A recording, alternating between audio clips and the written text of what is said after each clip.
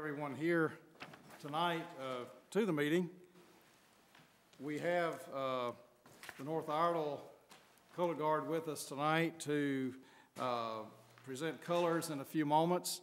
But before we begin our meeting, let's all bow and meditate in our own way for the first few moments, as has become our tradition, asking everyone to meditate a little bit about the business that we have before us, keeping in mind the students of our district as our utmost priority. So if you will, let's bow for the first few moments.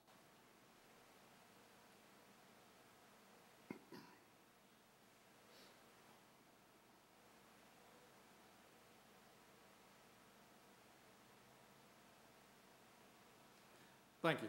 Let's stand for our presentation of the colors.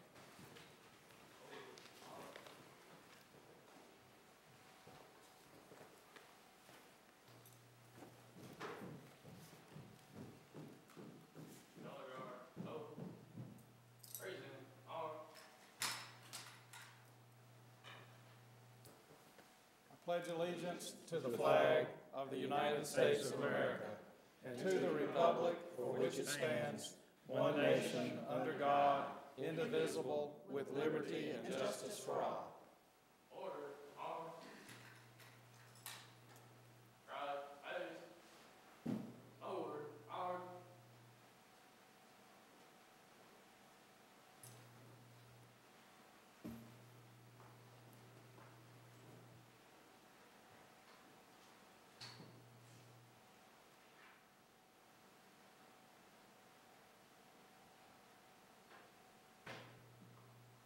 Thank you. You may be seated.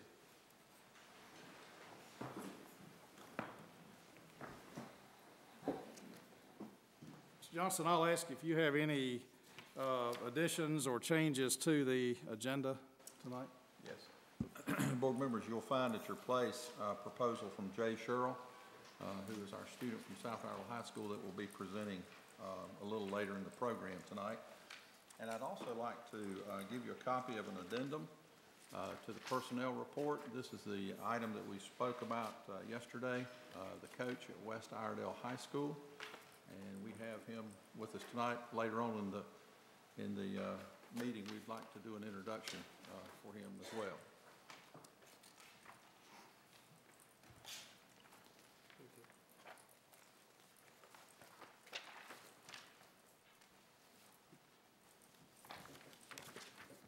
I hear a motion that we approve the additions to the agenda.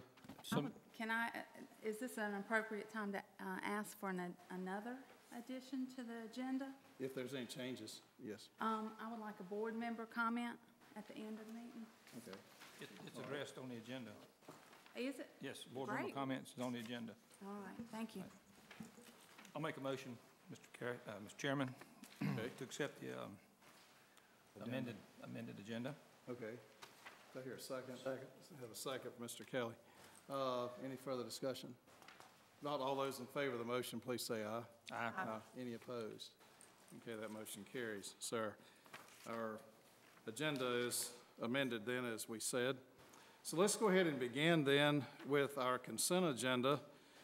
We have no administration matters tonight to come before us under the consent. On personnel issues, we have the item B, acceptance of resignations, retirements, rehires, terminations, and leaves of absence. C, the acceptance of classified personnel. D, the approval of licensed personnel. And E, the approval of administrative appointments, as well as the addendum that we just approved. Dr. Lassane.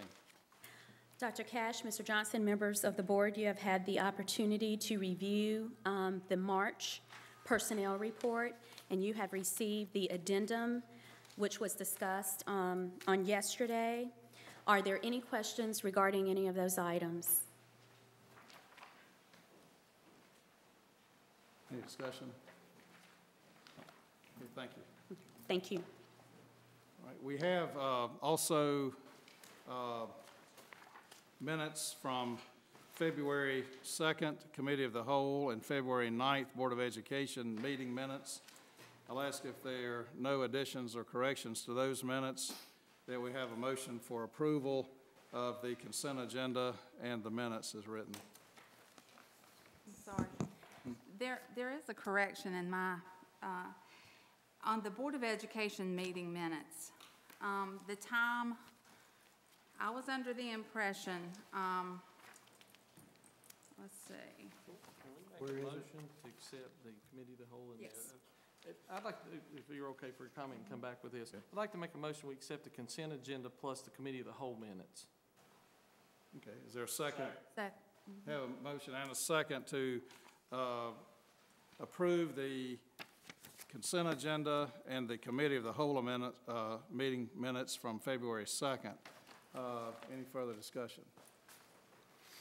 If not, all those in favor of that motion, please say aye. Any opposed? Okay, that motion's approved. Okay, Second Ms. Haynes. discussion, I'd like to make a motion that we accept the Board of Education minutes from February 9th. Yeah. Have a motion to approve minutes from February 9th. That's correct. Okay, is there a second to that motion? I'd second that. Okay, I have a motion and a second. All those in favor of the motion, please say. You had some discussion for that. Oh, didn't you? okay, I'm sorry. That's where her discussion was. I was trying to get it up there in a motion. All right, I got you. when I made the motion to change the Board of Education meeting times, my proposal was to have the meeting start at 6:30 p.m. on the second Monday of each month. There was a lot of discussion, and at one time, I said at 30 minutes prior to the meeting would be closed session discussion, saying that that would not be enough time. I recall that Ms. Bonham said we can meet at 5:30, leaving 1 hour to have closed session. That was my understanding. I thought the meeting would begin at 6:30 and not 6. To clarify that conversation, my understanding was I had said we could start the closed session at 5:30 with the meeting to start at 6, but, All right, but that's, okay, thank you. Any other discussion? So we're standing at 5:30 and 6? Is that the recollection of other members? That was my recollection. Yeah, that was my recollection. Like you said. So that's 5:30 and 6, right? 5:30 if we needed a closed session that impacted the meeting, and then the meeting was at 6. Regular meeting was at 6, is what we said, right? I guess what I'm saying is, what I read here is Ms. Hayes made a proposal but not a motion. Is that what is that the way that was taken? Page 3 at the bottom? Where are we looking? Are you reading that at? Page 3 at the bottom. Page 2 at the bottom. On Board of Education meetings, page 3 at the bottom. Yeah. It says start time, Ms. Hayes made a proposal.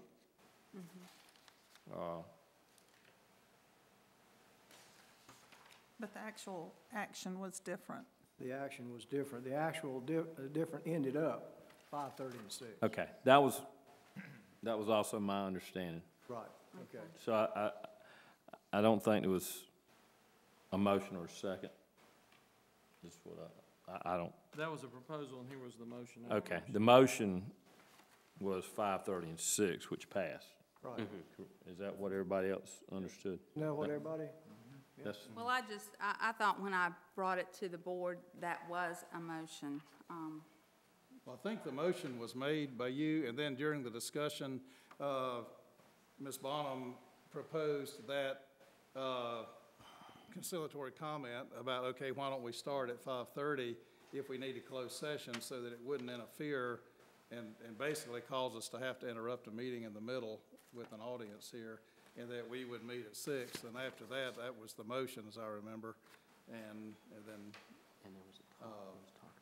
after that. So we need to correct this start time in the minutes? I think it's correct as said. No, we'll say, if we have a closed session, we'll come at 5:30, Right, and our regular meeting will start at 6. that's it. That's the way I understood it. And I remember part of that was that we would have one I would be notified about that, and then would direct staff to notify all of us to make sure we were here by 5:30. Was my recollection.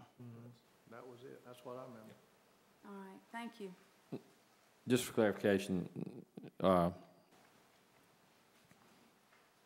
it's not necessary, I guess, that we would not replace our closed session at the end with the closed session in front. No. That was just for what we needed, if we needed to do it before the meeting. If it Okay. had a real All right. impact on the meeting coming up, we Right. would have one ahead of time. We could go ahead and clear it up. Very good, thank you. Well, so we wouldn't have to split the regular meeting. Thank you. That was I think that's what came out of our discussion.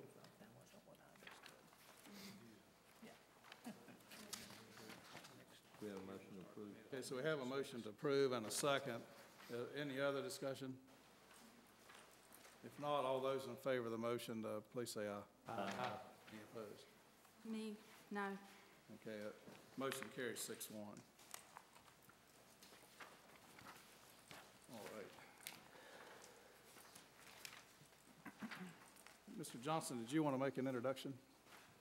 Yes, thank you, Dr. Cash.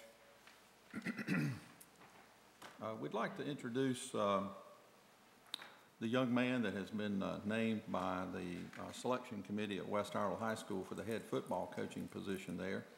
So Coach Simons is with us tonight. If you'd please stand up. The principal, Gordon Palmer, has sent me some of the highlights of this young man's resume and his career in football. So I'd like to take just a moment and share this with the board. Mr. Palmer says that they had over 50 applicants for this position and that Coach Simons fits all of the criteria that was established by the interview committee. Excuse me. He brings a great deal of experience and credibility to the program. He knows a lot about football and coaching a school the size of West Iredell High School, particularly as it relates to playing larger schools, larger opponents. He has a very strong vision for the program and has a plan of action that he is looking forward to implementing immediately at the school. Some of the highlights of his career in football was he was a high school All-American in 1996. He was the Marines Football Player of the Year in 1996. He was the Conference Player of the Year in 1995 and 1996. He was awarded a football scholarship at Winston-Salem State University. He played safety at Winston-Salem State University. He was a member of the conference championship team in 1999 and winner of the Pioneer Bowl in 1999. During his coaching career, Coach Simons has coached 3 Shrine Bowl players and 9 college defensive players in the last 4 years. He was the Western 3A runner-up in football at High Brighton High School in 2010 and was the Western 2A runner-up in football at High Brighton in 2003. He was the defensive speaker at the High Country Clinic in 2011, and in 2011, he was selected by his peers as the FCA Coach of the Month. So it gives me a great deal of pleasure to introduce Coach Monty Simons to you, and please join me in welcoming him to West Iredell High School.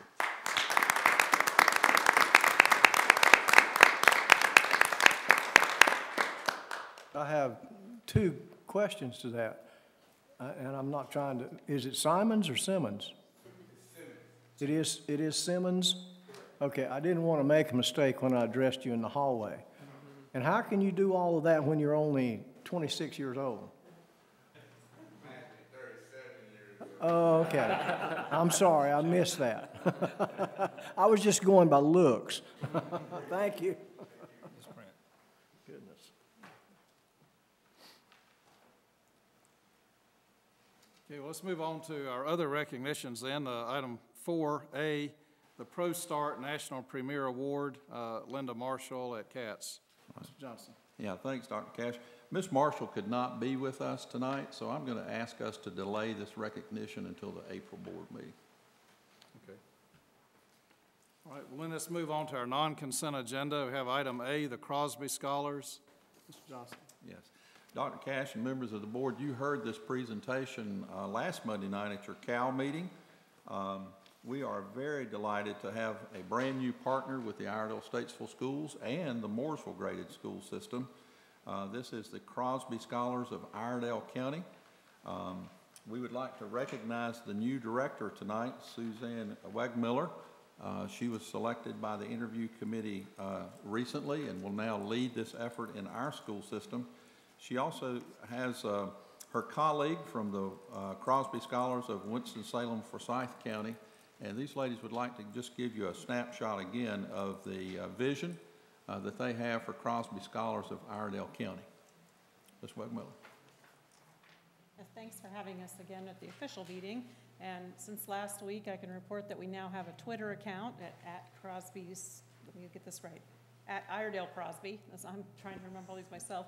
And I also have a new Facebook page that you can find, because that's what our goal is going to be working on now for the next few months, is getting the word out to as many students, parents, community members as we can, so that we can get every 6th to 10th grader enrolled, we hope. That's a lofty goal, but we hope we can get close to that. And we'll be starting in August to actually do the enrollment. So I'll be out at a lot of open houses, and if anyone else would like to volunteer to come and knows, well, I could use the help too. So I don't think I can be at all the places at the same time, so I'll be recruiting volunteers in the next few months and weeks ahead. So thanks again. And again, I'm Mona Lovett, and I'm actually standing in also for Art Gibble, the president and CEO of Goodwill, who was here to present to you last week. He wanted me to, again, reiterate the excitement we feel for this partnership and collaboration and being able to work here in Iredell. And just knowing that when you hear the name Goodwill, education doesn't immediately come to mind, but a lot of the mission of Goodwill is to help remove barriers to employment, and Goodwill has discovered that many of those barriers are associated with lack of education. And so over the years, Goodwill has moved to working with younger organizations and youth to help them prepare for the workforce.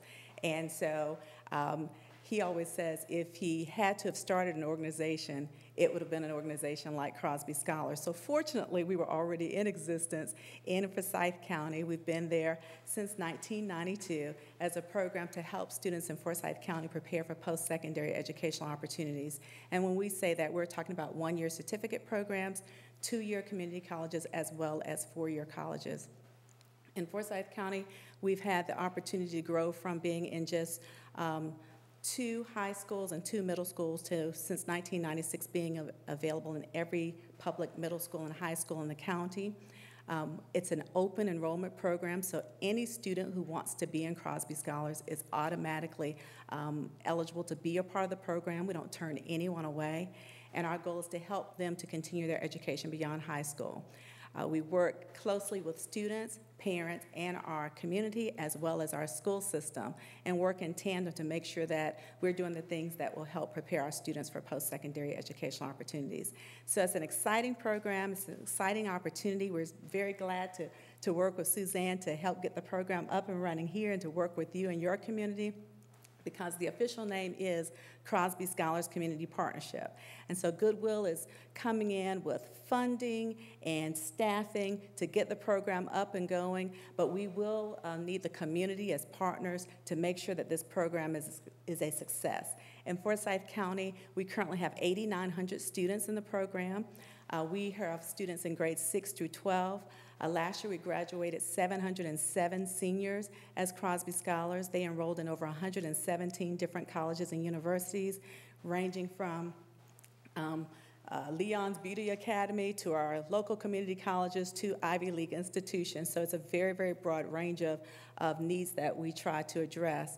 And another exciting thing about the program is that it does change and impact the lives of students and parents. Students who never thought of going to college now think about going to college because they had a chance to get involved with the Crosby Scholars program. And we see students change trajectories. Students who were not making good decisions start making good decisions. It's a positive program. Students see it as a plus, and it's something they strive to be in every year. Last year, of the 707 students we graduated as Crosby Scholars, 136 had been in since 6th grade without ever missing a requirement. And those requirements include coming to one academy each year, and those are typically held on Saturdays, where they take things like test-taking skills and study skills and express yourself and speech and communication, goal setting. So they take a myriad of courses to help them prepare for college, and our tagline is for college for life, and so those classes also help to prepare them for life. Our seniors also meet one-on-one with an advisor every month to help guide them through every step of the college admissions and financial aid process. Our juniors and our rising 8th graders get to visit colleges. Our 6th graders sit in on a goal-setting class, and when they leave, they get a sticker saying, "We are the class of," and our 6th graders this year are the class of 2021. So our focus is to make sure that students understand that college can be made available, that it is accessible, and we want them to continue and do the very best that they can do. We encourage, we support, we nudge, we push, we cajole, we do all of those things in tandem with the community and parents to make sure that every child is successful. And so we're excited to be here. I always say that up until a couple of years ago, I could say we had the only Crosby Scholars Program. Goodwill expanded the program to Rowan 2 years ago, and maybe a little sad that we didn't have the only program because I wanted to hold on to it, but I'm so excited that it's available to other students. And so now when students say, "Where's the Crosby Scholars Program?" when they move to another area, last year or 2 years ago for the first time, I could say, "You're in Rowan County? Guess what? There's a Crosby Scholars Program." And this year, if a student moves here, I can say, "There's a Crosby Scholars Program there for you," and I can turn them over to Suzanne. So we're really excited. Our program currently awards what we call last dollar grant scholarships. We award $1, but for every $10 we award, we help students find $10 through scholarships and need-based financial aid, and we help students get scholarship ready. So we last year awarded over $500,000 in scholarships, and we hope that the community will make that decision as to whether this program will be able to offer that in Iredell. But that, again, will be a part of the community effort. So I'm going to turn it back over to Suzanne to talk a little bit about how we can get the community involved and how we can make sure that we have lots and lots of students enrolled here in Crosby Scholars for next year. Yeah, I just was going to make one clarification that she talked about through senior high and seniors. Initially, we'll be starting with grades 6 through 10, and then we'll add the juniors the following year and the seniors the year after that. Because Crosby's established a brand that's known to admissions folks in the area, in this region. And in order to have that training that will give them those skills that those admissions officers will expect them to have, they need to be enrolled in the program in 10th grade in order to continue and get the benefits in the junior and senior year. So they need at least those 2 full years or 3 full years, actually. So it's a little confusing when she talks about seniors. We won't be adding that until a couple of years down the road. But yeah, we're really excited, and I'm just looking forward to getting to know all of you, hopefully better, as we all get involved in this together. And like she said, it's a community process. We need parents to support. We need community members to get involved. And hopefully we will be able to offer the scholarships down the road, too, as we embark probably on some funding campaigns a little bit down the road, because that's not something that Goodwill funds. That's a community effort to raise those funds to award those last dollar grants. And we're hoping that that will be something that we can offer too. So thanks again for the time, and look forward to getting this off the ground in August. And we'll be enrolling up until October 1st. And we'll be publicizing it any which way I can think of, or if you have suggestions, please send them to me. Last week I gave you all a business card with my name and contact information, and so we want to get that out, and send me suggestions or any help. I'll be glad to take it. Do you have a physical location in Statesville or in Iredell They're County? located in the Goodwill Workforce Development Center, which is next to Home Depot. Oh, okay. Yeah, that's where my office. Any other questions? Well, thank you all very much. We look forward to working closely with you, and we appreciate the support. And I think this needs to be said publicly again, that this is a program offered to us that costs our district nothing financially. You know, it's something that's made available to our students, and we really appreciate what you're doing. And it's free for the students, too. That's something I probably should have mentioned, that the bus trips, all the programming is free for them. So it's not one of those deals where you get in and then you have to pay for this or pay for that. All of it is funded, and so there won't be a barrier for any student in terms of fees. So, it's a great program. It's going to be able to do some things for kids that parents may not be able to do as far as test prep. I mentioned that to the reporter last time, that they'll get an opportunity to do some ACT, SAT stuff for free that a lot of us paid for our kids to do. So I think it's a wonderful opportunity. Suzanne, if you'll hang around there, board members, we would like to ask you if you'll come down front. We do have a certificate that we would like to present to Suzanne, recognizing this new partnership with our school system. And I want to thank Preston, too, for the great article that he had in the newspaper last week. One of the things that we need to do as a community is to recognize this program and get the word out there.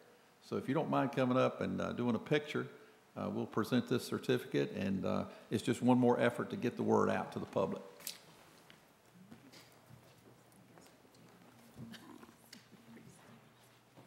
Can I get a staff member to snap a picture, too, for our website?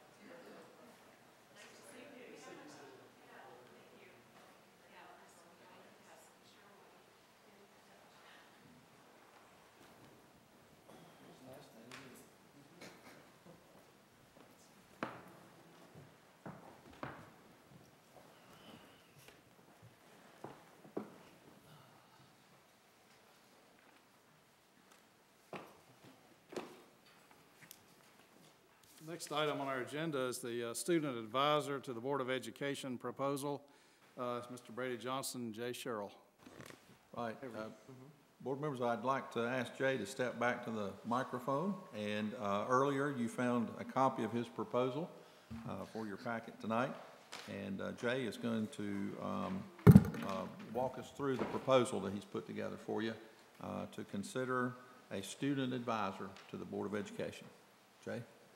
Dr. Cash, Mr. Johnson, members of the board. I'm here with the proposal, which all of you have a copy in front of in case you have any questions or concerns that we can address.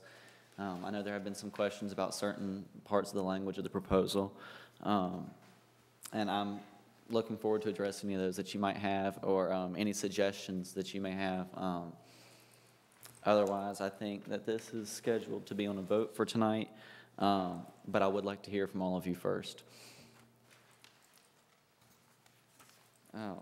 Just to start at the beginning of the proposal, the brief just briefly tells what it's for. The goal of the program discusses what the main aims of it are, to teach leadership and kind of an opportunity for student representation and matters that apply to them. The structure of the program, that tells kind of how the program's going to work, how it's all going to be set up and everything. And then we have listed out the duties and the application process throughout the rest of the proposal. But if you do have any questions, I'm here to answer them.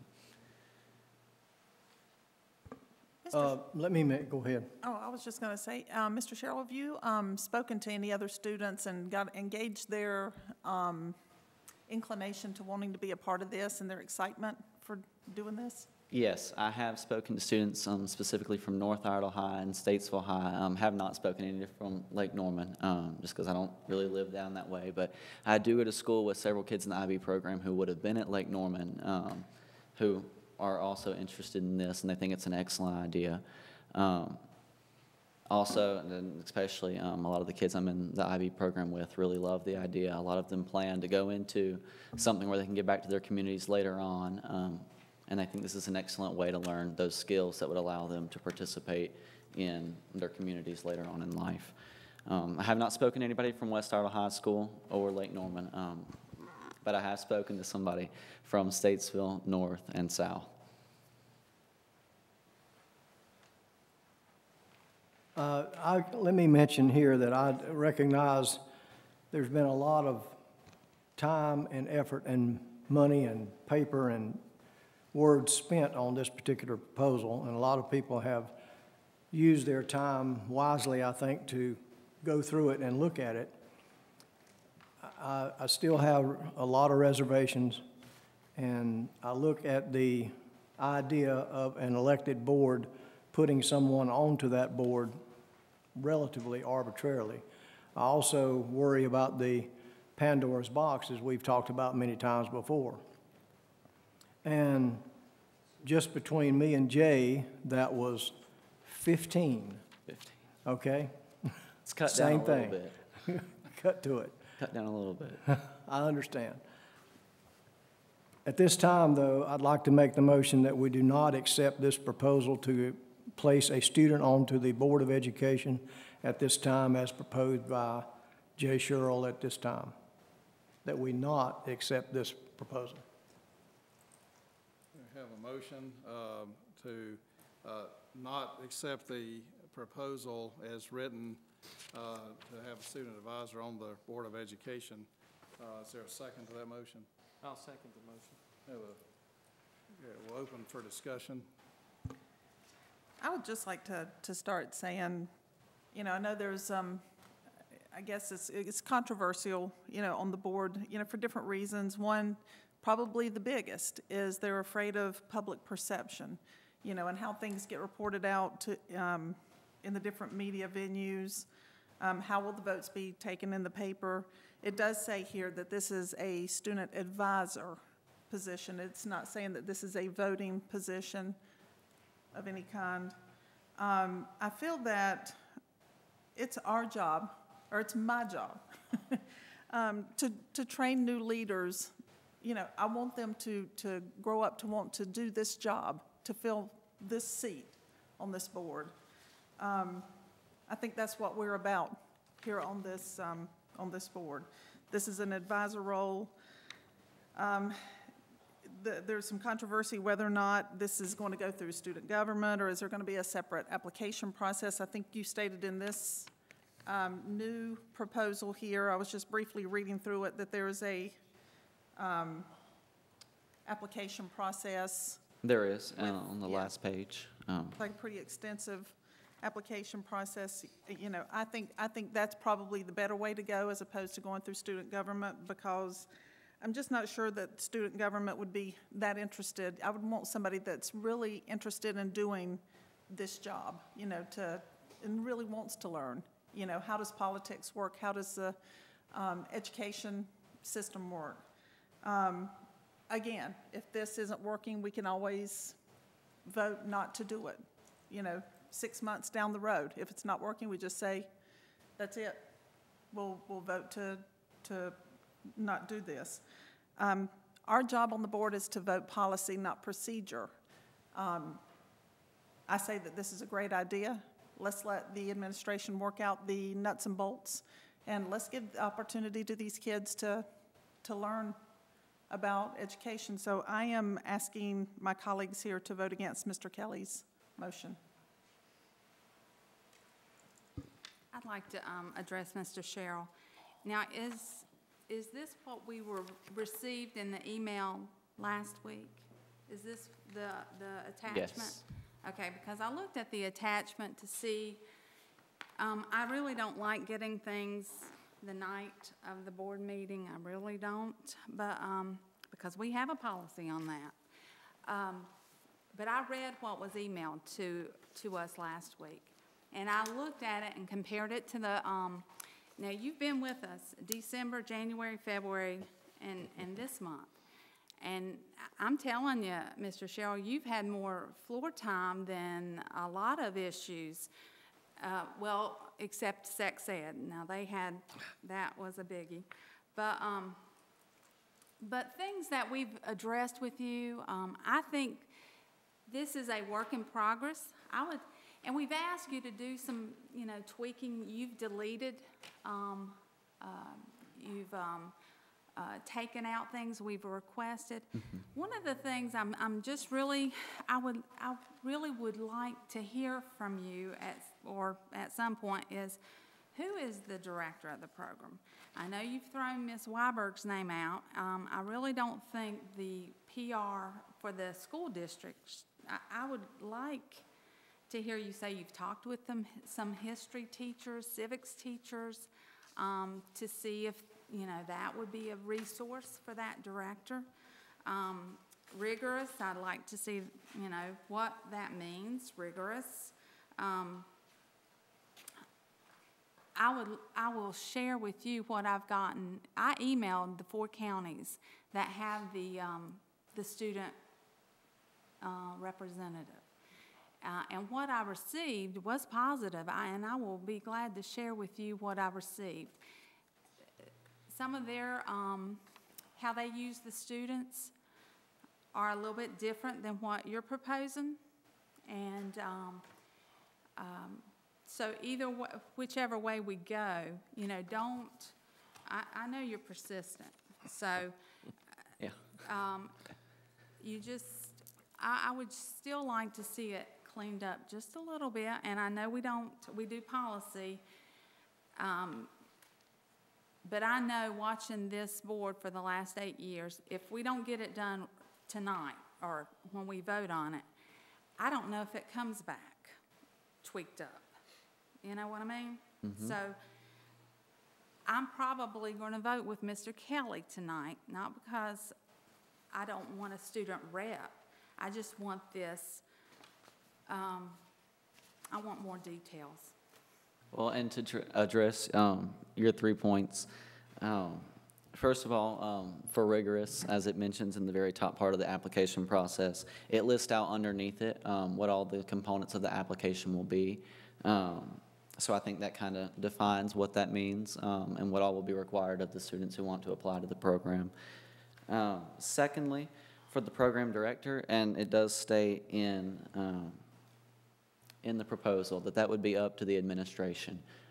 I know Ms. Susie's name has been thrown out. I have put forward that name. But ultimately, and according to this document, it is up to the administration to choose who they would like to lead and kind of be that person who relates back and forth between the school system itself and the student representative. I have spoken to my history teacher. One's from middle school. I don't know if any of you know Dr. Meyer from Northview. And I have spoken to several English and history teachers at my school who all support the idea of this proposal. And they would be willing to help if that is what's needed, and they would be more than willing to advise to these group of students. Of course, they can't fully commit to anything until we move forward, but it is something that they're willing to do and something I've discussed with them. And I do have copies of all the policies from the 4 other districts that do this, have went over them, and tried to infuse a lot of that, because they do seem to be having some success, into this proposal, this one that we've sent out with the few corrections made to it. And a lot of them are the same things, worded very similarly throughout this, whereas theirs is slightly more brief in some areas and is used kind of more written like board proposal that you may have on the website now, which I've looked through. And now I think that's all 3. I can hear any other concerns or questions. I have a procedural question. If this vote is, if the student advisor is voted down, when would be the next opportune time that this could be revisited? Would it?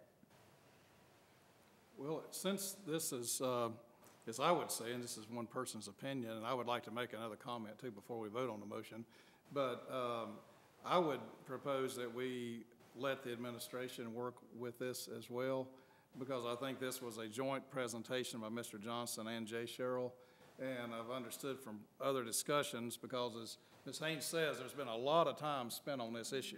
I mean, a lot of times in the meeting, but a lot of time outside the meeting with some discussions as well. And there may be some other opportunities for student involvement that I think, should go back to the students and administration to make another proposal back. I know that's not a direct answer to the question, but it may be one that we could work on. I really hesitate to make the comment I wanted to make, but I want to make it because the only way I know is speak from the heart and speak honestly from the heart. Part of my motive here is probably selfish as chairman of the board.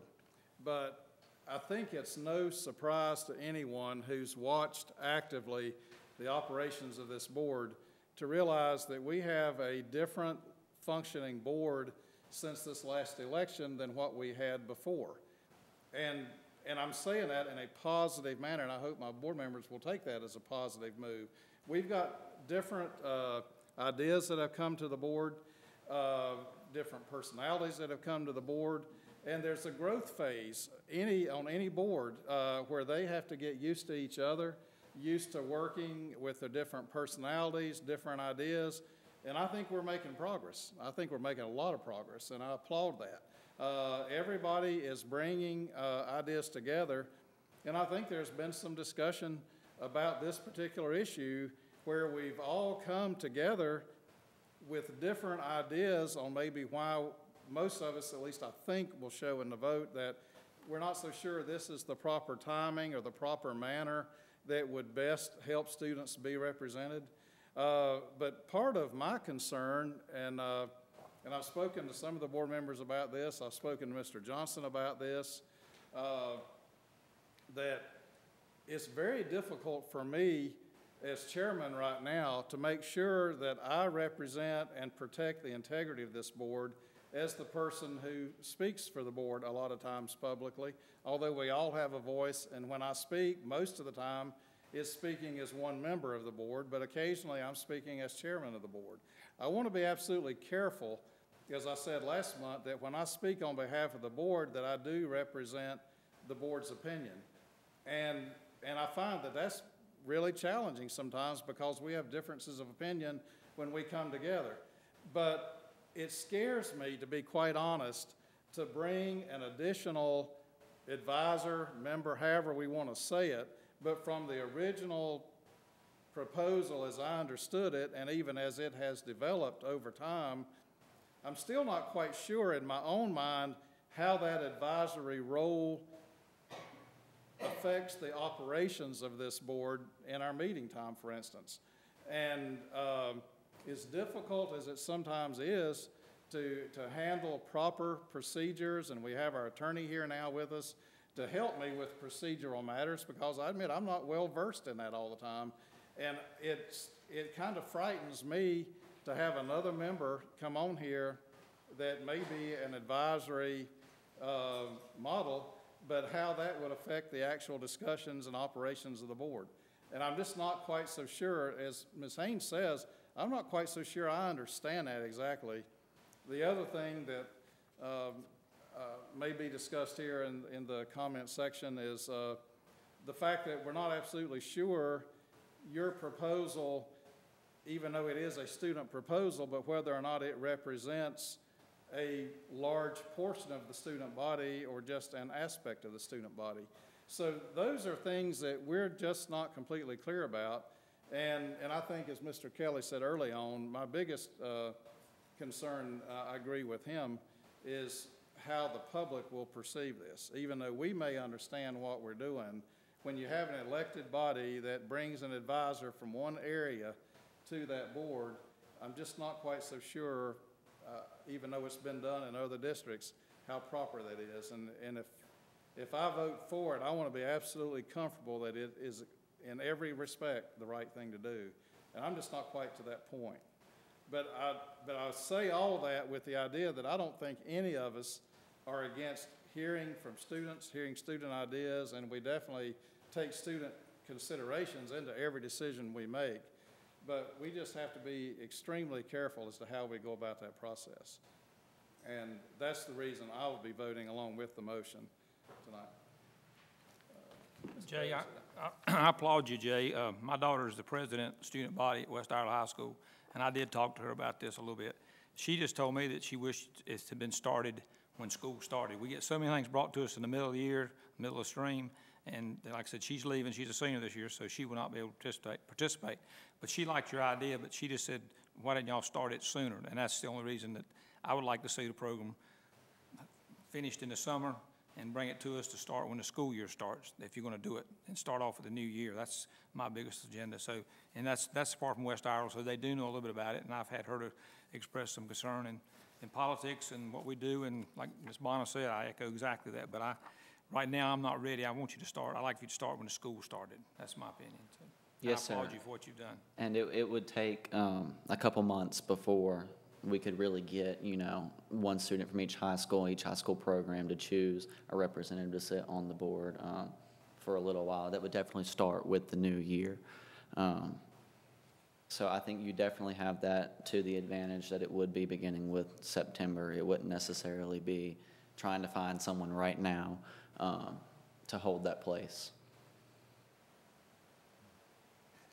A couple of comments, and I have waffled on this issue back and forth, which is very unusual for me because I'm usually so bullheaded whenever I say something. That's the way I stay, and good luck to anybody that tries to change my mind. I see great things. I know, you talked to me a long time ago about this, and we had talked before you brought it to the board, and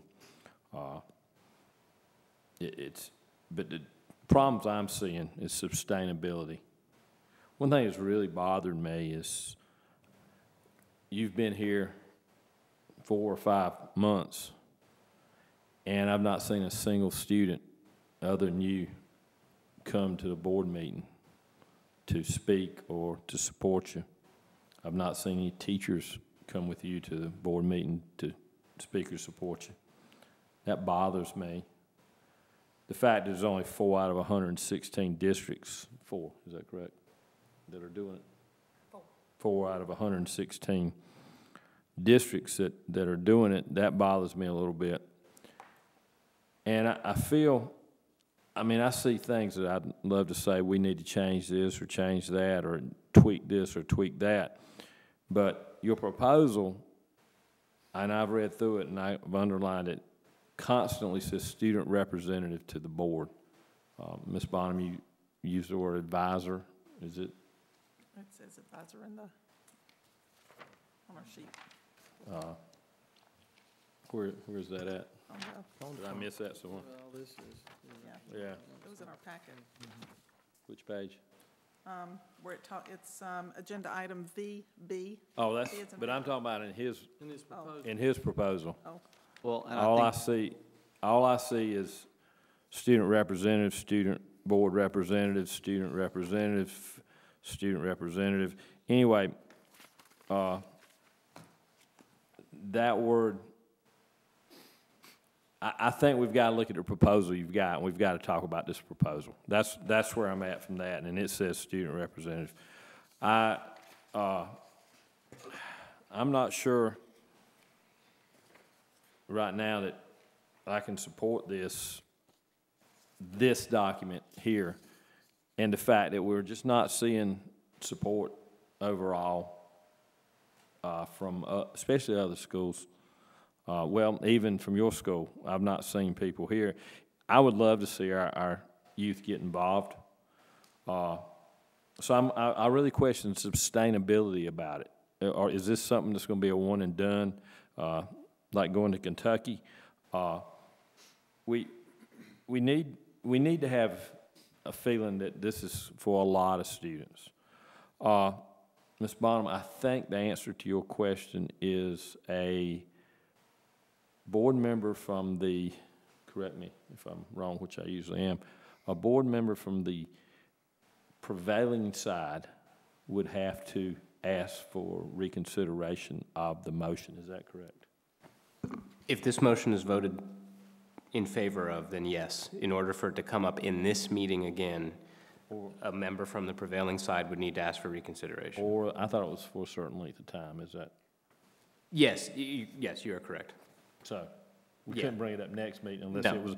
unless it was someone from the winning side, which means anybody that votes for the motion, which is against the, you get double negatives here, against the. I know what you're Could- saying. So could- in other words, if I voted against this motion, if I voted against Mr. Kelly's motion, I could not bring it up. Right, you at the could next not, but if meeting I of the voted following- for it, I could bring it up. That's right. Okay. It's not an indefinite bar, but as you can see, if that were the case, it would be back and forth indefinitely. So it's meant to. And we're just not quite there. I mean, right now, what I'm looking at. And as I told you, I really think we need to go back and look at it as an advisory position. And then I think I could support it, but I don't believe I can support the document we've got right now. Well, and sir, in response to that, I think if you look through the document, you'll find that since there is no voting component, that this would only serve as an advisory position. There's no way without a voting component that it could serve as anything else. And I think that makes itself pretty obvious throughout the proposal. And as to not having people here, I don't necessarily want to drag people to a Board of Education meeting where they're not going to be up here talking with me, like at this point, But if it is started and if it is voted for, you will find the interest. Because a lot of people can't dedicate time to things that are here without knowing for sure that something's going to happen, that it's going to benefit them. Without them knowing for sure, I mean, that's the same way with getting people to agree to help out, such as teachers, where they say, yeah, I'll help out. You've got to kind of have that board approval that this is actually going to do something before you can get a lot of people to sign on. But I have talked to teachers. I have over 20 statements of support from teachers, which I don't have paper copies of all 20 for you. I'm trying not to kill the forest, but, I do have statements of support from teachers that I've had, and a lot of teachers I've had for several years, and many personal statements of support from students towards this proposal. Mr. Johnson, does the administration have any comments? Yes, sir. We commend Jay, too. This is a very exciting idea, and it certainly is out of the box, and we support what he's trying to do. To help this be a win-win, I have already talked to Jay that if this was not approved tonight, we've got a Plan B. And Plan B for Jay is for me to have a discussion with the State Board of Education because they have a student advisor on the State Board of Education, and that term runs from July until June. So fine young man down there in Raleigh representing them now, but his term's going to be up in a few months. And I plan, as the superintendent advisor to the State Board, to submit Jay's name as the student advisor for the entire state of North Carolina. We'll see how that turns out. And then if the prevailing side would like for us to present a proposal to you later on, a little more concrete, we'll be happy to do that. Well, I love Plan B. He would be great at the State Board and would make us all very proud. I think we can get that done. And I don't think any of us are like wanting to put the last nail in the coffin. I think we're just ready to end this for this year.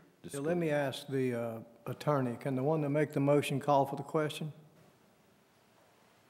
You want to do that right now? Yes. Yes, you can. I call for the question, please. So that requires a vote, no discussion. We have a call for the question. All those in favor of the call, please say aye. Aye. Okay, all those in favor of the motion, which is not to approve the student advisor to the Board of Education at this time, please say aye. Aye. Any opposed? No. Okay, the motion carries 6-1. Thank you. Thank you. Next item on the agenda, another voting item, a wide area network modernization and upgrade. Dr. Blattner. Dr. Cash, board members, thank you. I apologize that this came to you late into your committee of the whole meeting, but the federal deadlines and the bid deadlines didn't match our meeting deadlines for getting the material to you. But you did have a week to review what I put before you. What we're looking to do is we have really greatly expand our network. We have more than quadrupled the amount of network traffic that we have, and we've done a lot of upgrades along the way to make sure this happens, but we're ready to go to the next stage, which is to get off the microwave that's going between the school systems and go to a fiber optic network so that we can have more scalability and more reliability. Right now, like if you're at Cottle Creek, in order to get the internet, it goes through Cottle Creek, Woodland Heights Elementary, Lake Norman High School, South Iredell High School, West Iredell High School, then it hits the central office for the internet. That's kind of how the network kind of goes. With this modernization, it'll make it so it goes from Cottle Creek to central office. Every school has a direct connection straight in. They're not sharing any lines, and it'll be scalable all the way up to 10 gigabytes, which is about 1,000 times what we're using right now. So this will make us set for the future and what's coming down with digital textbooks and whatnot. And the best part about it is, one, it's less expensive than was been spent before. And as it says in here, it is free to us because 70% is paid by federal E-rate money and the other 30% is paid for by the state connectivity fund. So being less means we're being more responsible with taxpayer dollars to make sure that we're getting the best bang for our buck. And for our system, it is coming at no cost for us. And so I entertain any questions that you might have and look for a vote. Was the system we're using this year costing us anything? No. And it doesn't cost us anything. Why? Because federal government has put E-rate money. There's a little tag on your phone bill that says access charge and like that, which funds E-rate. E-rate right now funds connection based on free reduced lunch levels of school systems, the connectivity inside the school system and the internet coming to us. That is put on a percentage basis, and our rate is 70%. North Carolina is one of the states that decided that that last 30% we don't want to try to leave for the school system to try to come up with. So they did a consortium together so that the North Carolina Digital Fund funds the remaining portion of that for the school systems. That all sounds good. It's nice to get it for not paying. And after our mid-year review yesterday, one of the biggest opportunities for improvement I heard from the teacher working condition survey was, you know, internet access and the slow access to the internet, and that being a big issue, so. And that's one reason we realize that, and we're making efforts to make that, fix that, and that's one thing this will go great strides to do. Mr. Chairman, I move we accept the wide area network modernization and upgrade plan as presented. Have a motion, is there a second? Second. Motion and a second, any further discussion? Hearing none, all those in favor of the motion, please say aye. Aye. Aye. Any opposed? Yeah, the motion carries. Thank you. Next, we have our 2015-2016 local current expense budget challenges. Mr. Johnson, Ms. White. All right, board members, you have in your packet some material that's not new to you. We talked about this last week at your committee of the whole. We spoke about this yesterday during our retreat. We did do our presentation Friday to the county commissioners, and I will say that I think that presentation went well. I was very encouraged by the receivability on the part of the county commissioners to hear us and to recognize that there are significant budget challenges coming up for the new year. The good news that I heard yesterday in the retreat from Representative Turner and Representative Fraley was that they have not heard discussion about a 2% cut to the public schools. It looks like if there is a cut in education, it might be steered towards the community colleges and the universities. And I don't wish any ill on my colleagues in higher ed, but I sure hope that that Budget Act passes by our door this year.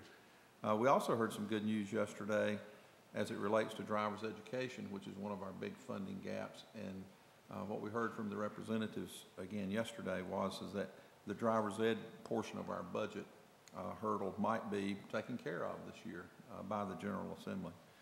I think we still need to prepare for a worst-case scenario. And we will certainly have this back on your agenda at your work session at the Committee of the Whole in April for a thorough discussion about the proposals that were brought forth by the Budget Committee. And Melissa's here, and we'll answer any questions that you folks might have. Let me make a comment along the line, the same thing you said. If we can hope for the two things that we heard yesterday in reference to the 2% not being there, and in reference to the driver education some way or another hopefully being covered. And if I look at that figure there, then that figure could possibly be reduced by 2.6 to start with. So I'm assuming that between now and oblivion probably, we should see this every single month. That's correct. In the adjustments that we can make and how we can make them. If we can look at adjustments like that, then let's go back and see what things we can do that we can really do without getting hurt, that can adjust these numbers. And we come out with them again next month, and the next month, and the next month. So we'll have a good idea by the time it really comes crunch time, and we get numbers from the state and from the county. Then we should be able to get those numbers together better than we are right now, I would hopefully. But I would say again, that whatever we get to, whatever that number gets down to, that's the number we need to present in order to have it covered from the county. I mean, I would say that, I mean, whatever, but I would say that. Whatever that number comes down to that we don't have, we need to have it covered. I don't want to go back and have to make further cuts. I concur with that. We want to make sure they understand that part of the cuts too, we had to propose how status quo today, if we didn't get the money, here's the things we would lose. Right. And so those were the things that were suggested that would be cut. Until we know how much money we're going to have to prioritize what we do cut. And so teachers may not be on the chopping block, as many as they say, or other things. So I know the public's already contacted me at several times and saying, why are you cutting teachers? You know, why is that there? Again, that was prepared as a basis of status quo of what we're paying for. If we don't get but X dollars, that's what we're losing. So we're not saying that's what'll end up being there, but I think we got to operate on what the cost is. Well, that's the same thing Dr. Cash was saying too, and he reiterated yesterday. Gosh, I can't believe it's just yesterday. The idea that these proposed cuts that we have as a possibility are not things that we've covered individually and we have not voted on. This is not something that is set in stone. These are things that are possibilities. Hopefully, we don't have to do them. So when we get to that point, I would again say that this is the proposal. Whatever we get down to is what we have to ask for. That's correct. Well, I felt really good also, Mr. Johnson, about the meeting. But I do want to make it clear that both Ms. Turner, Representative Turner and Representative Fraley stated that it was their opinion, their personal opinion. That's right. That they felt good. There was nothing in stone there or even in writing there. and that we felt good about it and they felt good about it, but it was just a feeling. And I'd like to make sure we don't completely say that those problems are going to go away. Correct. True. And I'm new, so bear with me, but at what point in time do we really need to, and I guess Melissa can answer the question, are we going to really crunch numbers on the budget? Well, I don't intend to put a lot of effort into the governor's proposal unless the board directs me to, because usually it doesn't at all, have any impact on what the final budget's going to be. So I hadn't intended to do that. So usually I just wait until we get either I don't know who has the budget first this year, the House or the Senate, whichever side comes out with their, you said the Senate? House? Okay. So once they pass their proposal, I will plug that proposal into our budget and see how it would directly impact Iredell-Statesville schools. So whenever that is, and you got to remember that it takes a little bit of time. So if that comes out right before a CAL meeting, it's not going to be ready at that CAL meeting. So you got to kind of factor that in too. But that's what That's what we've been saying too, is that this is the way it is today. As of today, this is an idea as of today. But we don't have anything from the state, we don't have anything from the county, we don't have the percentages of. We can see what we can do and what we can work with, but it is a definite work in progress. That's the reason I say the months will fly by a month at a time as far as what we will see, but this work is continuous day by day as to the ideas that will go into this budget. And as we can get them, we will see what's occurring and hopefully come out with a budget that we can live with. But that might be not until the state does their thing, and gosh, they've been notoriously late in reference to giving us any number that we could really hang our hat on. So, you know, in reference to what Mr. Page is saying, it's a work that goes on. It won't be until all those numbers are in place. Is that correct? Correct. Good answer. My request or comment was, I would just like to make, there's no need of beating this to death until we do have some numbers. Well, the whole point of this exercise was to educate the board as to, hopefully, worst-case scenario, brought forth to you recommendations from the Budget Committee if this were to come to fruition.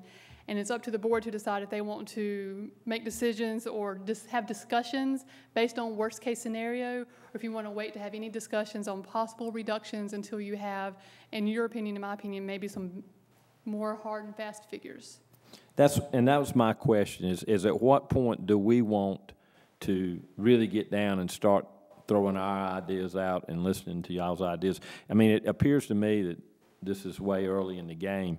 But I guess my comment is, when we get to that point, I would like for the Cal meeting to really be set aside for some serious and long discussions on that. And I hope that Dr. Cash, you'll work with Brady, so and y'all will have to guide the rookies as to when we're going to do this.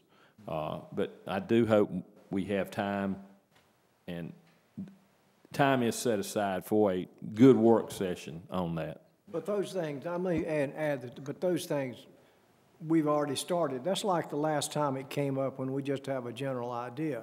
Comments that you made, for example, things you would and would not, you know, those are opinions that we have to have from all 7 of us. Which ones are on the table, which ones are absolutely not on the table. That will come along as we go, and hopefully in the end come out. Now, I don't know when that date's going to be, but it's not going to be next month. Like I mentioned at the Cal meeting, the only thing I think that administration would like to know is there is some planning that's required for staffing of schools for next year. And now, while there's no hard and fast decision, if there could be some general direction perhaps, and I'm speaking on behalf of Human Resources, I don't want to speak out of turn, but I think that's the biggest request I think that we would have is some general idea of which direction the board may lean. Well, that's one thing too. That's a good example. We don't know for sure, that I know of, we don't know for sure what the state is going to do in reference to raises. We don't know how they're going to apply them. I mean, the new teachers, $35,000. We don't know how that's going to apply. We know that's at the top of our budget, and there's no way we can cut that out of our budget once they establish it. We don't even know that figure yet. So this is one of the things that will be there in time that we'll have to plug in. And so I personally just wait for those things to come along, and we discuss them one at a time or as a group. You know, you take this or that or that or this or whatever. But that's one thing. Once we find out, we don't have a choice at it. What it's going to cost us to give those raises has to be at the top of our budget. I understand that. I think one thing that we've historically done, right or wrong, is have these discussions early so that we know the potential, usually beginning with worst-case scenarios, and then try to build from there. And at the same time, as we go forward, as we get toward the end of the school year, if it appears that we may have to reduce force in some area or start involving the employees' lives, that we try to be empathetic enough to their needs that if it really looks like, based on what Mr. Kelly said, an area is being cut, to the point that we cannot find funding to affect certain personnel, and especially if it's personnel decisions, we try to make decisions early enough that we can notify those people that might be involved so that they can look for other opportunities. You know, we don't want to wait till the last minute if that last resort has to happen, and then expect them to go find a job when the pool has already been searched through. So it's really trying to play that balancing act there, to where we protect people. When we can't protect them within our own staff, you know, then we try to at least offer them the best opportunity to be made whole somewhere else if it has to be. So. And I guess that's my question is what is our timeline? And I guess that's what I was trying to get a feel of, is when do we need to really look at it? And I guess one thing is, Dr. Lassane, when would RIF letters need to go out? Spoken with Mr. Johnson, and one of the things is the board has to vote to institute a RIF. And so that vote would really need to come no later than the next board meeting in order for us to. Well, then I think we need to set aside some time at the next board meeting to talk. Yeah, and we did say that we would put this on your agenda for April. Well, see, but let me say too, whether or not we realize it, this has already started. And I can't read minds, but our budget for next year has already started in reference to the fact that if our administration comes to this board and says, we're going to start a new program next year and it's only going to cost you $1 million, that's not going to happen. So that part of the budget, we know, for example, we're not going to have any large additions to this budget that are going to be surprises over what we've done to this point. So in a way, we've already started, but as far as, and gosh, I'm really on the edge of my seat if he's going to get an answer to his question as to when we need that budget time. I'm not sure there is one, is there? There's not a definite date that we don't know that date yet, correct? I don't know what we're talking about. We're talking about passing a budget or potentially instituting a RIF. Well, they're both together. Just Not potentials. necessarily. I mean, not passing a budget. I know that's going to be in June, July. I'm just wondering if we're at the point next month we need to start talking about this. I guess that's what I'm saying. And I'm saying when you feel, and Dr. Lassane and Mr. Johnson feel, let's set aside the time that we have adequate time to do it. I would recommend April. That's what I was asking. Thank you. Gee, that's next month. Quick question, Melissa, and Dr. Blattner may answer this. You mentioned in that last proposal he gave, you've got on item 6, E-rate modernization, lost funding $136,000, but yet in the package he just presented, we've got the money coming back. So can one of y'all tell me where's that 136? Sure. Now, the E-rate was not changing for the connectivity that Dr. Blattner presented. E-rate funds a lot of different things. Currently funds long distance, local, landlines. It funds some of our cellular costs. It funds web hosting.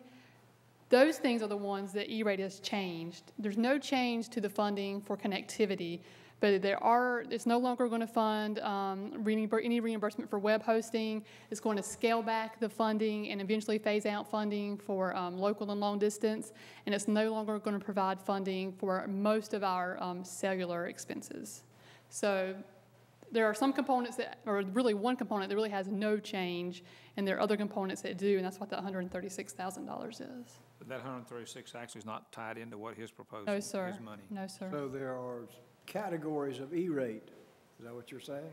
E-rate reimburses you for a number of different expenses. But not everything. Not everything that you could possibly put into it, correct? Well, there are only certain types of expenses that are eligible for E-rate reimbursement, and E-rate never reimburses 100% of your cost. Okay. Is that it? Okay. I have I guess I need clarification, Ms. White.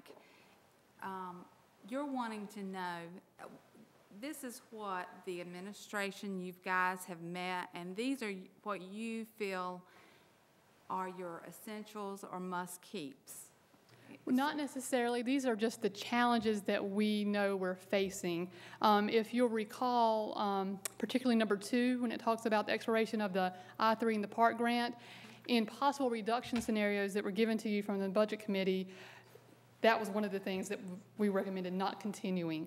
So the things that are on this challenges list are not automatically things that we would recommend continuing. These are just all of the issues that we're facing. Okay. So if the board, if we say to you, the administrators, that our priority is looking to see what classrooms are going to be in force for the next school year, and for those classroom teachers and classroom TAs, if that classroom needs a TA, are you saying this is what you want to hear from the board? If that's one of our mandates, that you do not cut any classroom teacher as a board, will you, you have to look elsewhere? Obviously, or we have to use fund balance. Now, one of the things I would say, if the board chooses to make such a broad statement as to not cut any classroom teachers, we could have a reduction in students that would dictate you have a reduction in teachers or teacher assistants. So, but do you not, when I know the high schools, they sign up for next year's classes, so you kind of get a good idea as to how many classes are going to be at the high school level. Don't you? That's not in my wheelhouse, but I think what you're saying is correct. Yes. Okay, but you certainly have some type of idea or skeletal budget that you know that this is how our classroom, each school is going to have so many classrooms with so many teachers. Am I not? Yes, okay. And as a matter of fact, in our timeline, when those numbers, Laura Elliott is working on shifting those numbers now. They go out, the schools, we provide that information, those projections to the schools. They do basically a skeleton of their schedule. And that is essentially what you are talking about there. And so we have an idea of class size, what those classes would look like, and all of that. Once they have had some opportunity to work on building that schedule, HR goes out and meets with every single school in that timeline and kind of look at their numbers, then where their cuts would be, what they may need to shift in their schedule, those sorts of things. And we do give them certain guidelines with regards to you can't have a class below this size. You may need to look at those sorts of things. And they work with curriculum and instruction very closely in the design of those schedules. So I'm hearing you say, you guys, and when is this? When do you have that? That's going on now. Laura Elliott is working on those numbers now. Schools are already looking at, we did a exercise with our schools where they had to go ahead and look at, okay, yeah, I think I could do this. A principal can tell you right now, I think I could cut, da-da-da-da-da-da-da. This is the impact it would have. And we're having those conversations now. They're waiting on their projections, but they know when they shift grades. For example, in elementary school, they may not know kindergarten. Right. They know their trends for kindergarten, but all they have to do is move first grade to second grade, and so forth. So they already have those plans, at least in their head, most already on paper. Okay. So that's part of what you're working on, the That's part of this process. Okay. We began this process actually back in December with an activity at the principals meeting and shared with the principals the challenges that we had, those challenges that you see there, and let them know that, you know, if all of these things come to pass, we broke it down by school. This is the number of positions that you potentially could lose next year. And then we gave the principals some direction that as the registration process starts this year, they need to start thinking right now, and remembering that we had this conversation in December. They need to start getting their minds wrapped around what this potentially could look like in a worst-case scenario. We also reminded them that in 2013, when the General Assembly met for their 2-year term, they passed a law that waived class sizes from third grade, above third grade. Now, and we said to our principals, why do you think the General Assembly did that? Did away with maximum class sizes. The General Assembly did that because they knew what was coming. And so, as local school leaders, we need to understand the direction that the General Assembly is heading. And what we told our principals was that in years past, you might have an art class with 12 children in it at a high school. You probably won't ever see that again, not in the foreseeable future in North Carolina. And we've told them you plan for a minimum class size of 20 students. We also told them that many years ago, 10 years ago, we had combination classes in Iredell-Statesville schools. Back when the budget was expanding and growing, we got out of the combination business. That may have to come back now. And we told our principals, but you guys, you're the leader of your school and you know your school and community much better than we do. So the principal should have some say-so in balancing those numbers at that site. It may come down to a principal says, well, I don't want to have a combination class at my school, but I'm willing to stick 2 extra children in a class and drive that class size up a little bit to avoid having a combination class. We also told our high school principals, the days of teaching AP Calculus and having 8 children sitting in an AP Calculus class, those days are probably over now. What we'll have to do in the future is we'll go ahead and teach that class, but we'll Skype it to the other high schools so that there will be other kids that can physically attend the class, but there may be children watching that electronically from other sites around the county. So that's what you're going to see take place and roll out across our district. And I think you'll see that in all districts across North Carolina, particularly ones that are not funded as well as others. But the principals, I think, have their minds wrapped around this, and as the registration process starts to unfold, their wheels are already turning about how they will address this at their specific sites. Mr. Johnson, can I add a few pieces to that? Sure. We initially introduced that scenario that he gave you, but in Mr. Johnson's absence at this past meeting with the principals, it was more concrete. We had where they have until this Friday to complete all of their submissions, but they have the worst case scenario, they have one that's kind of in the middle, and they have kind of a best case scenario.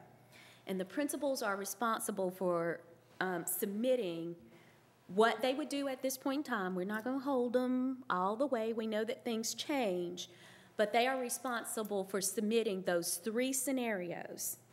But not only do they have to submit those 3 scenarios by this upcoming Friday, they have to populate for us, but this is the impact. Because some of them say, I can cut this teacher, but I need you to give me additional TA because I need to do with this, okay?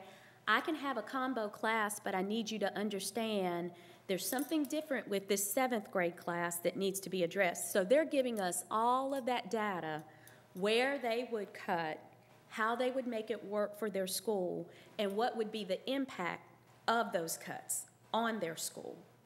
And so we're going to take all of that and compile and just make sure that there is nothing that we have any questions about that would compromise our alignment that we've done as a district or whatever. And as far as that goes, they're school executives, and they know what will work best for their building.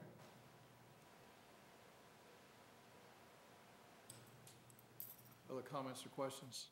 I could just make one comment or request, if this is on the Cal agenda, for a lengthy work session on the budget, to make the meeting go quicker and to make sure you get the information that you want. If you have any data requests for myself or Dr. Lassane, put some thoughts to that and give us, shoot us an email or give us a call, and we'll be happy to go ahead and get that prepared for you. All right, thank you. Okay, next we have item E. Is a voting item. Again, the 2015-16 fee increase proposals. Ms. White, Mr. Johnson, Mr. Armstrong.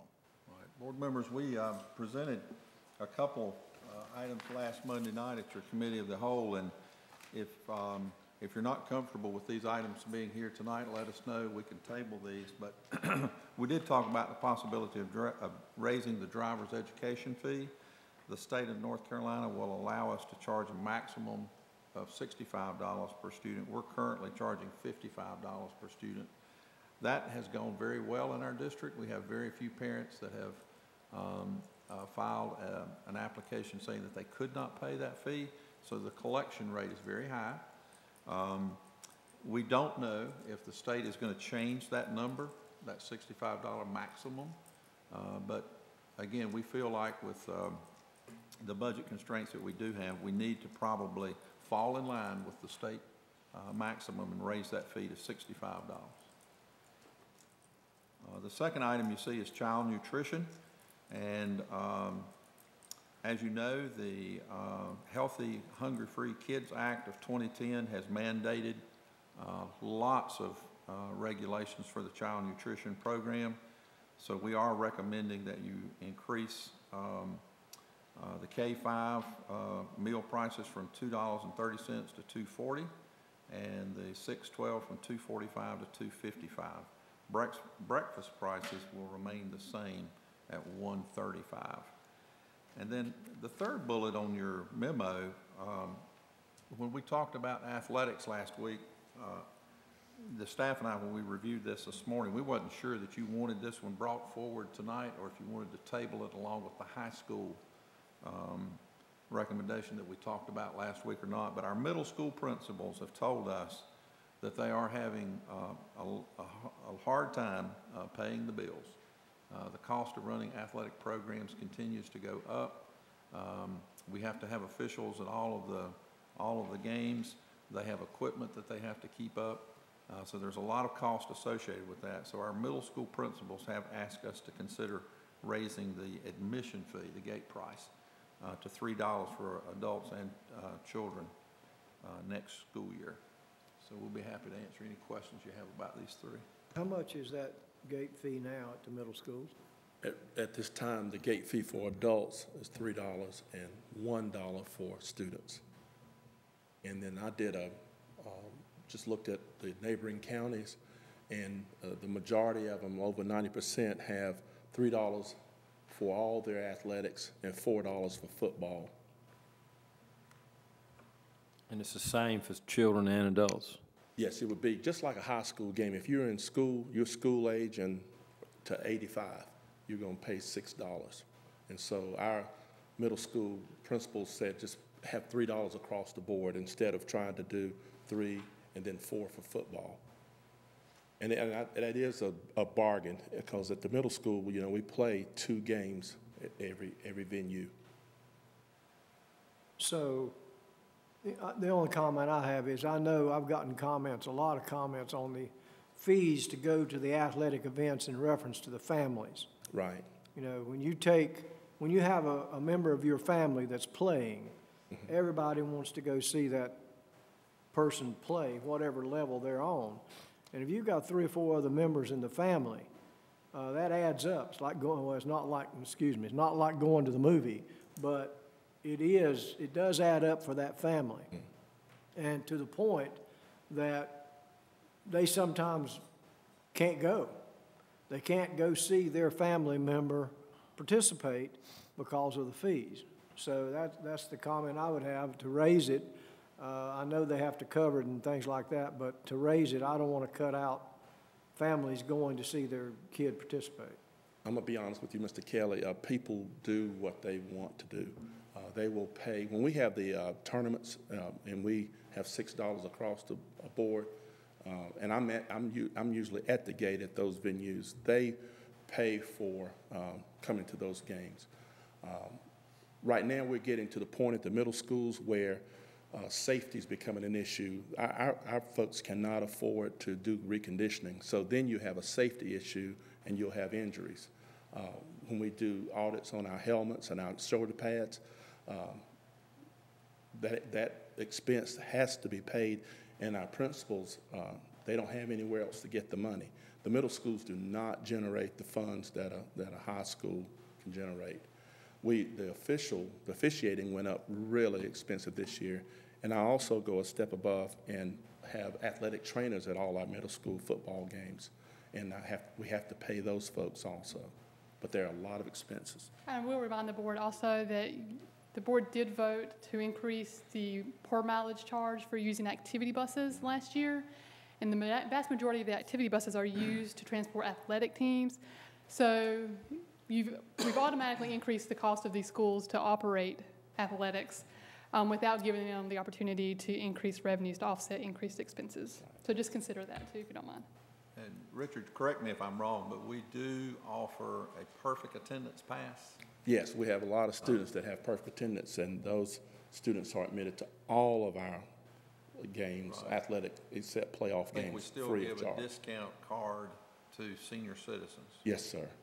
And so grandparents can come in and get a discount card.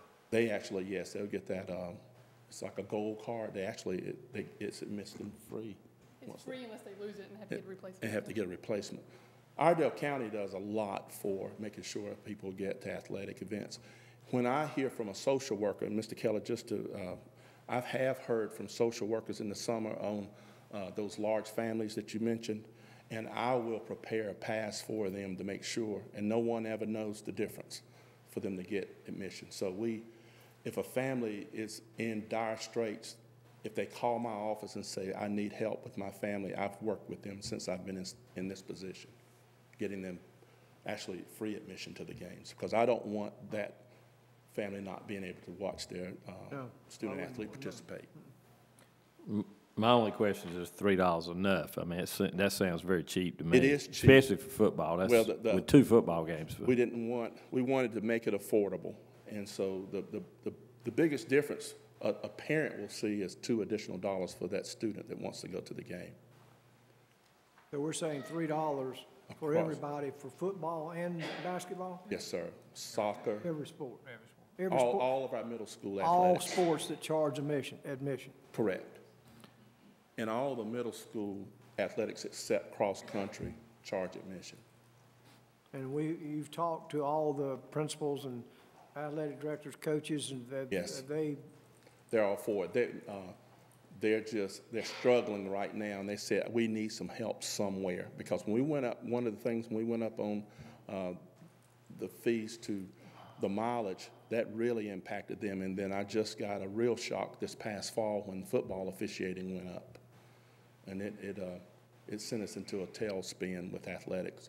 And then the conditioning and the helmet reconditioning, that's mandated that it has to be done at least every other year. Could I ask, I've often wondered this, I used to do this, but how much does it charge, how much do they charge for football officiating and basketball officiating? How much do we pay the officials? Do we know? The schools pay that fee directly, so I can't say. Okay, that's their thing. Once they get this fee, then they pay whatever. Yeah, I do know that it did go up. I can tell you that, but I don't know exactly what they pay per official. I don't know. If you want that information before you make any decisions, I we just can wonder. get that for you. I see them, like I say, I used to do it, and I know what it was 122 years ago. Yeah. But I don't know what it is I now. just don't pay those bills, so I don't know how much they charge. I'll find out somewhere else. Probably Mr. Chairman. he wants to, do you want to officiate some of the games,